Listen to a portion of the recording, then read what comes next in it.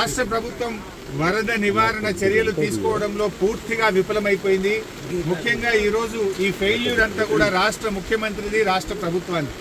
ఎంత బాధతో ఉన్నామంటే ఈరోజు ఇవాళ హవేలీ గన్పూర్ మండలంలో మరి ఇద్దరు యువకులు చనిపోవడం జరిగింది.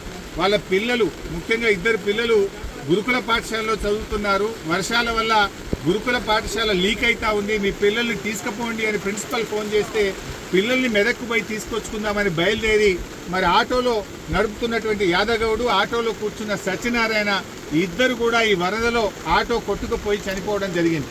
ఆ ఇద్దరు దాదాపు కొన్ని గంటల పాటు కరెంటు పోల్ పట్టుకొని ప్రభుత్వం నుంచి ఏదైనా సహాయం అందుతుందా, హెలికాప్టర్ వస్తుందా, ఎన్డీఆర్ఎఫ్ బృందాలు వస్తాయని 4-5 గంటలు ఎదురు చూశారు. కరెంటు పోల్ మీద నుంచి ఫోన్లు కూడా చేశారు. కానీ కలెక్టర్ గారు కానీ జిల్లా యంత్రాంగం ఎవరు స్పందించలేదు. మధ్యాహ్నం 2 తర్వాత కరెంటు పోల్ కూడా వరద ఉధృతికి పడిపోయి ఆ వరదలో కొట్టుకొని ఆ ఇద్దరు కూడా చనిపోవడం జరిగింది. అంటే ఇది కేవలం ప్రభుత్వ వైఫల్యం.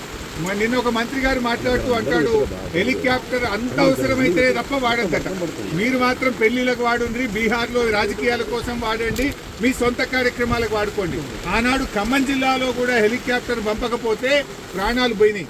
ఇవాళ మెదక్ జిల్లాలో కూడా సకాలంలో హెలికాప్టర్ రాక ప్రజల ప్రాణాలు పోయినాయి.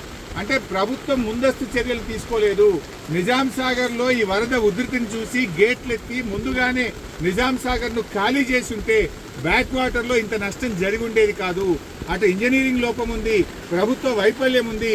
నిన్న ముఖ్యమంత్రి గారు ఇంత వరదలు వస్తుంటే వీడియో కాన్ఫరెన్స్ పెట్టి అత్యవసరంగా రివ్యూ చేయాల్సిన ముఖ్యమంత్రి ఆయన మూసీ సుందరీకరణ రివ్యూ చేస్తున్నాడు. ఇవాళ పొద్దున్న లేచి ఆటల పోటీల గురించి రివ్యూ చేస్తుంది. ఒక దిక్కు ప్రజల ప్రాణాలు పోతున్నాయి, తాగడానికి నీళ్లు లేవు.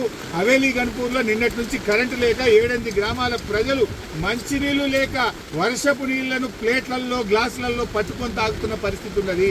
ఇవాళ రేపు అంటు రోగాలు ప్రబలేటువంటి అవకాశం ఉంది. వచ్చే 24 గంటలు ఇంకా పెద్ద ఎత్తున వర్షాలు ఉన్నాయని వాతావరణ శాఖ చెప్తా ఉంది. ప్రజలు ఇబ్బందుల్లో ఉన్నారు. ప్రభుత్వం ఇప్పటికైనా మేల్కొని అత్యవసర చర్యలు చేపట్టి ప్రజలను కాపాడుకోవాలి. ప్రజలకు త్రాగునీరు అందించండి, ప్రజలకు అవసరమైన ఆహార పొట్లాలను పంపించండి, హెలికాప్టర్లను అందుబాటులో పెట్టండి. ఎందుకంటే బాగా తడిచి ఉన్నది, ఇప్పటికే నీటి ప్రవాహం ఉంది. ఇంకా వర్షం ఏమన్నా కొద్దిపాటి వర్షం ఎక్కువ పడ్డా కూడా మరి చెరువులు కానీ తెగేటువంటి ప్రమాదం ఉంటుంది. కనుక అన్ని జాగ్రత్తలు ప్రభుత్వం తీసుకోవాలని చెప్పి కోరుతా ఉన్నాం. ఏదైతే పంట నష్టం జరిగిందో ఒక్కొక్క రైతుకు ఎకరానికి 25,000 రూపాయల సహాయం అందించాలని కోరుతున్నాం. చనిపోయిన ఆ 2 కుటుంబాలకు కూడా ఒక్కొక్కరికి 25 లక్షల ఆర్థిక సహాయం అందించాలని కోరుతున్నాం. ఇక్కడే పక్కనే ధూప్ సింగ్ తండా ప్రజలు తండాను వదిలిపెట్టి గుట్ట మీద ఉన్నారు. రాత్రంతా కూడా గుట్ట మీదనే ఉన్నారు. వాళ్ళకి మంచినీళ్లు లేవు, ప్రభుత్వం కూడా అక్కడికి చేరుకోలేదు. వెంటనే ఆ ధూప్ సింగ్ తండా ప్రజలు గుట్టల మీద ఉన్నారు, వాళ్ళను కూడా కాపాడాలని, వాళ్ళకి భోజనాలు, మంచినీళ్లు అందించాలని చెప్పి ప్రభుత్వాన్ని డిమాండ్ చేస్తుంది.